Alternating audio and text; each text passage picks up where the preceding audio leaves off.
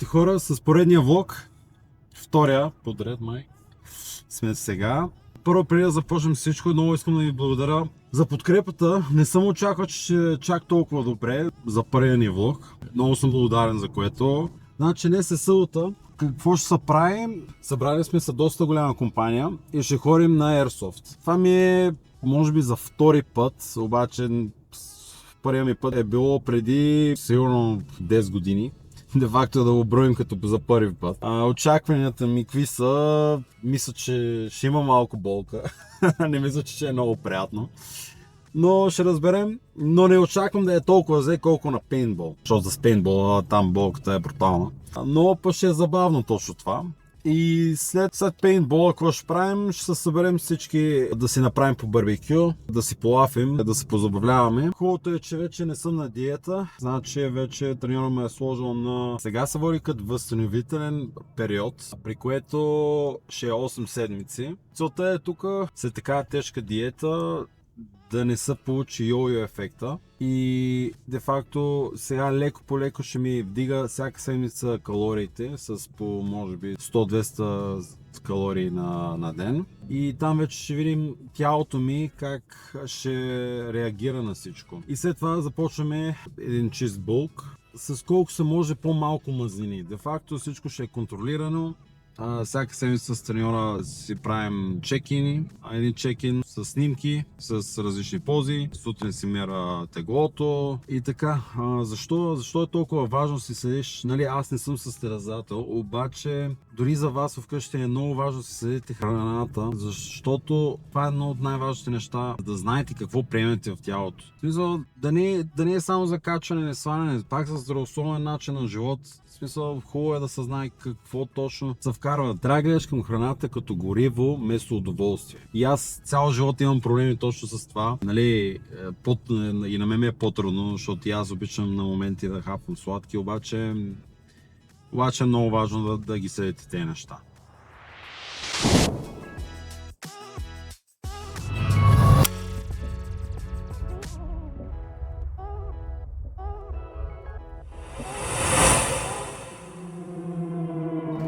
Значи вече сме на терен, паркирахме колите и съвсем случайно видяхме на една скара и нямаше как да не хапнем по цяло. Имаше, ако сеща едно време, примерно по BTV или къде беше, имаше една репортер, тя се обяснява така много сериозно и отзад един циган със сладоледа. И ближе. В момента се пробва да имитирам сладоледа. Така, какво ще правим днес? Първо, откъде се познаваме ние? Ти знаеш къде се познаваме с теб? Откъде се... Ние се запознахме на Premier Elite. Преди... Преди 2-3 седмици. Преди 2-3 седмици. Значи, запознахме се на Premium Rally, където ходихме първо на пистата. На пистата, да. На едно. Да. А после бяхме заедно на гонг. И хората, които са душевно бедни, но материално богати, много се харесваме, се сдушваме и ето ни тук. Да, аз бях, между другото, малко по-скъсан. Това вижте, това е Lamborghini Urus. Какво е това? Какво е това, бе? Това номер ли? Еми да, нещо такова се опитваме да направим. Аз буквата ли си, че припомниш? Да, точно това се опитах. Аз съм същия. Да. Реално запознахме се много интересно. Бобката между другото е супер готин пич.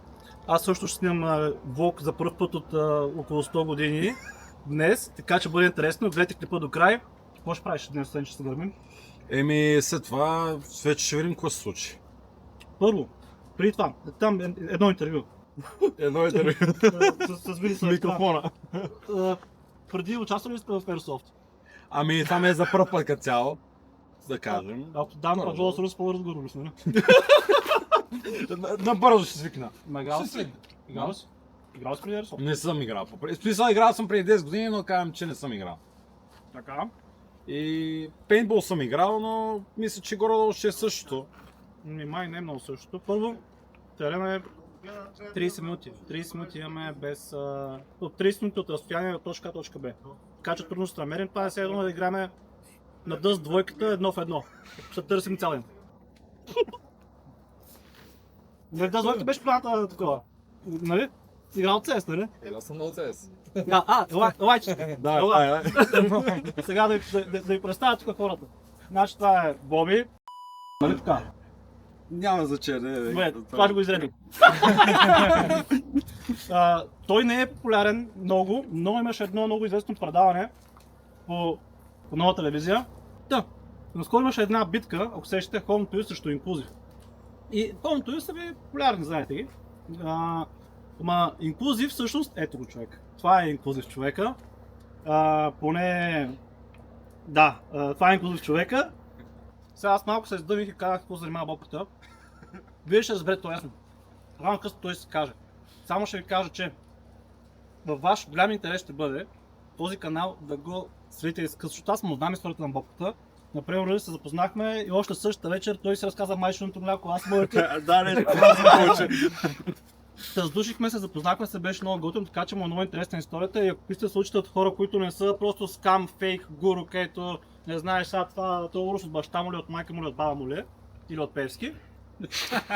Да, ако искате наистина да слушаш как се стръгва и се ходи по пътя трудно, обаче с хъс, с желание, с яко работа бачкане, това е канала за вас. И те първо ще разберете за какво става въпрос. Сигурно с много хората, които буквално като кажеш на някой от нулата, всеки е почнал от нула или под нула. Георги, също много интересна история. Ме знаете, че аз съм от богато семейство.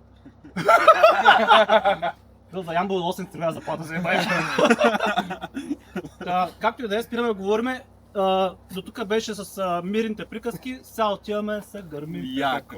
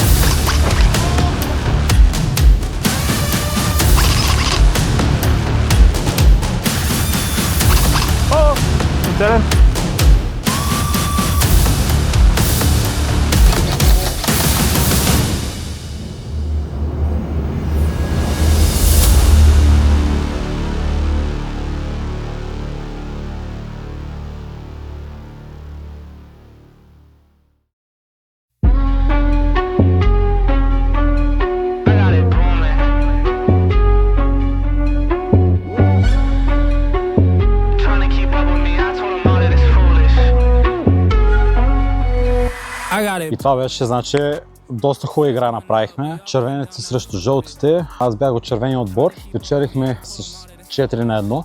Доста стабилна игра се получи, както видяхте в предните клипчета. И да ти кажа, много ми хареса. Като болка не знам каква е, защото не ме оцелиха. Не, имаше всъщност един момент в едното клипче, ще видите. Да? Кога ме удари? Там вече искам да ми кажете вие в коментарите дали съм оцелен или не, обаче аз не съм усетил нищо. Не мисля, че му оцелиха, често казано. И така.